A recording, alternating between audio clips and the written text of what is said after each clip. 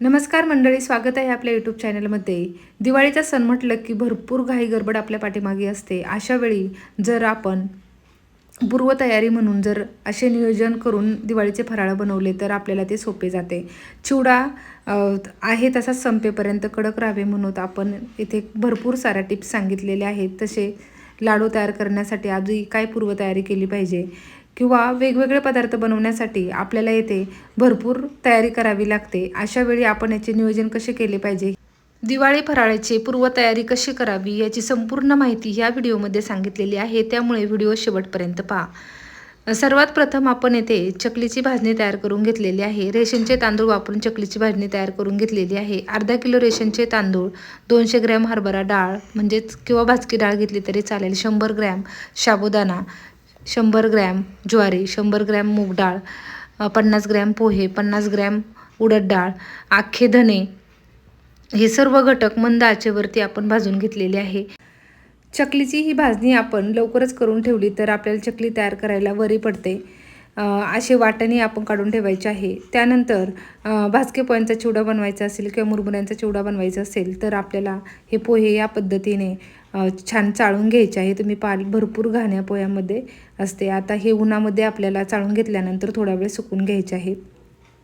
तसेच खोबरे जर आपण या पद्धतीने बारीक किसून घेतले तर करंजीसाठी म्हणा किंवा एखाद्या भाजीलाही आपण पटकन हे किसलेले खोबरे वापरतो.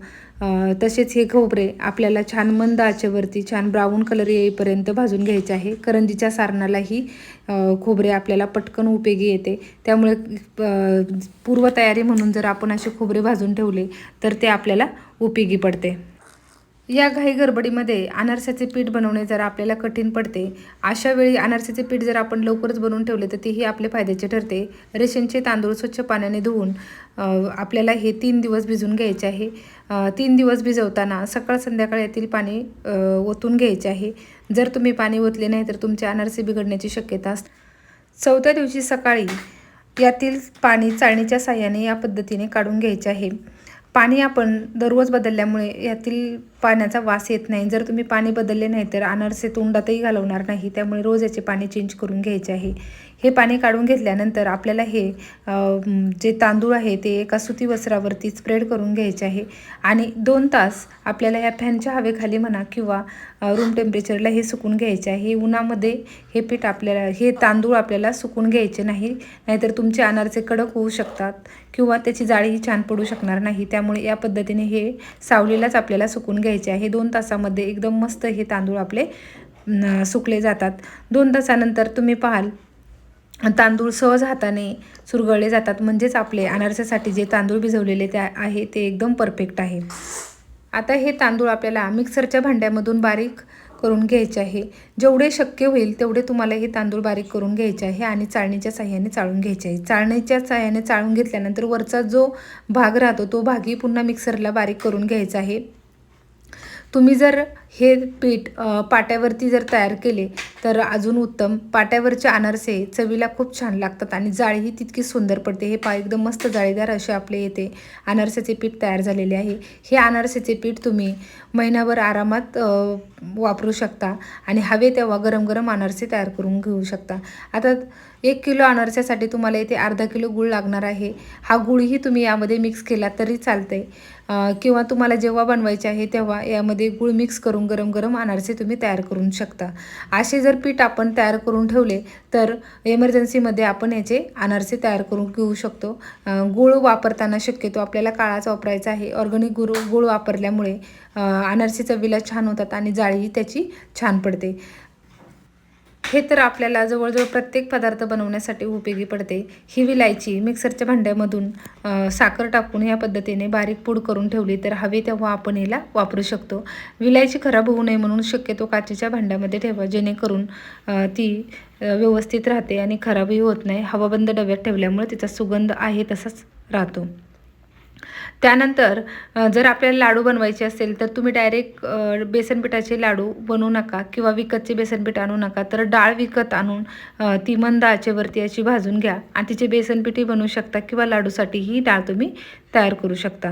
हे पहा, आपण डाळ भाजून या पद्धतीने तिचे पीठ तळून आणलेले आहे आणि तिचा कलर तुम्ही पाहाल. आता करंजीचे सारणही आपण आधी जर करून ठेवले तर ते आपले उपयोगी पडतात.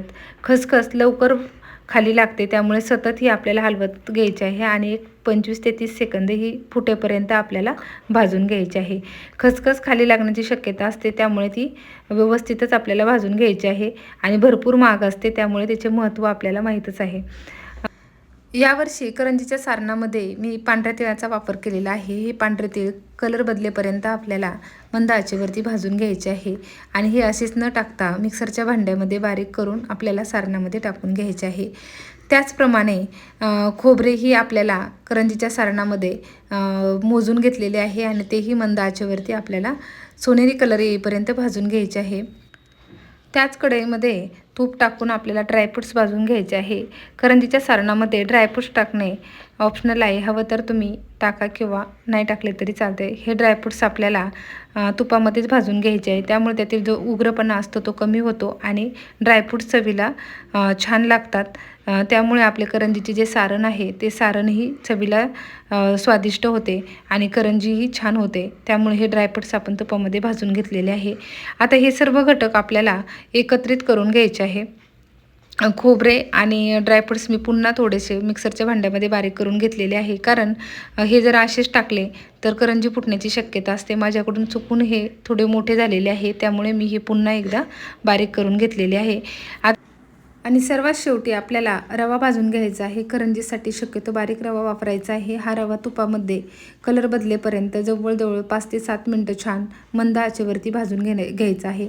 जितका तुम्ही रवा छान भाजून घ्याल तितके तुमचे करंजीचे सारण चांगले होणार आहे. आता एवढ्या सारणासाठी 1 वाटी पिठी साखर मी येथे वापरलेली आहे. आता हे सर्व सारण आपल्याला व्यवस्थित मिक्स करून घ्यायचे आहे आणि हे थंड झाल्यानंतर हवाबंद डब्यामध्ये भरून ठेवायचे आहे. यामध्ये 1 वाटी पिठी साखर वापरलेली आहे. पिठी साखरही आपण मिक्सरच्या भांड्यामधूनच बारीक करून घेतलेली आहे.